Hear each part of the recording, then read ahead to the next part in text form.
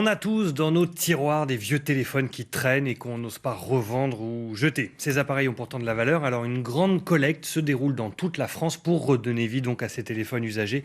Reportage à Ops dans le Var avec Maxime Menneveau et Chloé Bounamo. François travaille à la communauté de communes Lac et Gorge du Verdon. Aujourd'hui, il vient déposer son téléphone portable usagé. Regarde. Juste à le poser, après c'est c'est tout simple alors finalement. Hein. Ouais, c'est tout simple. Adieu téléphone. Un geste citoyen pour la planète. On passe son temps à avoir des téléphones usagés qu'on garde, on ne sait pas pourquoi. Et puis là, au final, ça me donne l'occasion de leur donner une seconde vie. Présente ici depuis le 5 juin, cette urne a pour but d'inciter les habitants au recyclage. En 3 semaines, plus de 50 portables ont déjà été collectés. Là, en fait, vu que l'écran est complètement cassé, arraché, je pense qu'on ne pourra rien en faire. Par contre, là, on a un Samsung qui me semble correct et qui pourrait être réemployé.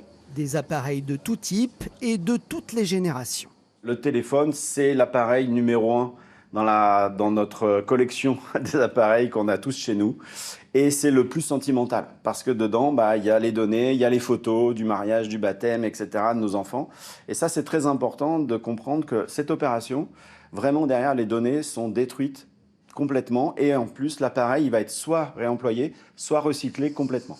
Ops, mais aussi Trigance, Eguine, Régus. En tout, 6 points de collecte sont accessibles aux habitants, comme ici, à l'accueil de la mairie de Villecroze.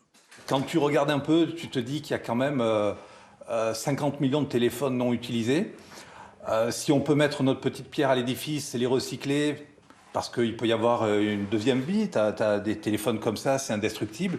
La grande collecte va se poursuivre jusqu'au 20 juillet. L'an dernier, elle a permis de récupérer plus de 950 téléphones dans la région. Et depuis 2020, 150 000 appareils ont pu avoir une deuxième vie dans toute la France.